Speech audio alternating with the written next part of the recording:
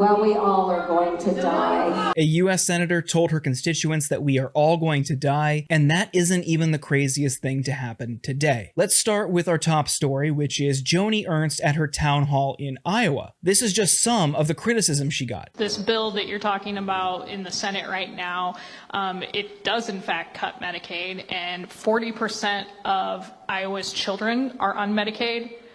50% of Iowa's nursing home patients are on Medicaid.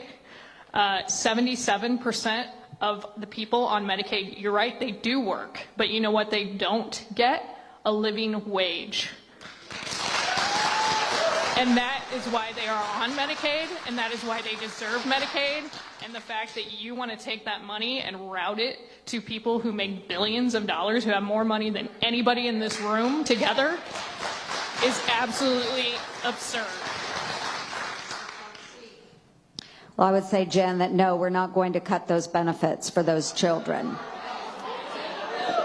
She was getting hammered by her constituents over her support for Donald Trump's big, beautiful bill and all of the cuts to vital social safety net programs. Cuts to Medicaid, SNAP, Medicare. All in all, we've covered this before on the channel, 14 million people could lose their health insurance. Many people, while a specific number has not been calculated yet, but many people could lose their SNAP benefits. That might mean they go hungry. So understandably, Iowans are concerned. The moment that stole the show, however, was when people pointed out that cuts to these programs will result in people dying. And this is what she said to comfort them. So, people are not, well, we all are going to die.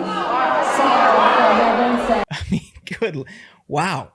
Wow, what political instincts. And I feel like this will follow her for a very long time. She's up for re-election in 2026. We will very likely see this in many, if not all, attack ads. You just gave your opponents a golden soundbite. People are already jumping on it. There's already merch available. If you are interested, I'll drop the link in the description. And while you're down there, tell me, will this impact her 2026 chances? But the big story in Washington is Elon Musk's send-off from the White House. Trump and Musk held a press conference in the Oval Office, and we'll get into that in a second, but it was overshadowed by a New York Times story revealing that Elon Musk, as many suspected, might have a drug problem. The Times reports that Elon Musk's drug consumption went well beyond occasional use. He told people he was taking so much ketamine, a powerful anesthetic, that it was affecting his bladder, a known effect of chronic use. He took ecstasy and psychedelic mushrooms, and he traveled with a daily medication box that held about 20 pills, including ones with the markings of the stimulant Adderall. And I was on the fence over this claim that Elon was a user. Personally, I don't care. I realize there are national security implications for somebody who has so many highly sensitive government contracts, but that's above my pay grade. As a person, if that's what he wants to do, it's not my business. But I think the people that notice clips like this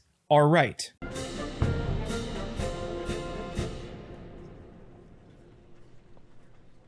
In retrospect, it looks bizarre. He was doing something similar today in the White House. $5 billion plus to Harvard over a short period of time. Nobody knew that. We found that out. I wants to get to the bottom of the problem. They've acted very well. And there are other institutions, too, that are acting, but Harvard... And then, of course, his really bizarre CPAC appearance. That was something. I am become meme. Yeah, pretty much. I'm living the meme. It's like there's living the dream and there's living the meme, and it's pretty much what's happening, you know? You're like, I think you're bigger I mean, Doge started out as a meme. Think about it. And now it's real. Isn't that crazy? It is crazy. But it's cool. Let me ask you this. His time in the White House is over. He's leaving. But reporters noticed something on his face. You can see that here. Here's what he told reporters when asked about it. I wanted to ask quickly, Mr. Musk, is your eye okay? What happened to your eye? I noticed there's a bruise there. Yeah, no, I was just horsing around with little X, and I said, go ahead, punch me in the face, and he did. Turns out even a 5-year-old punching you in the face actually does. That was X that did? Yeah. X could do it. If you knew X, I saw his mom right now.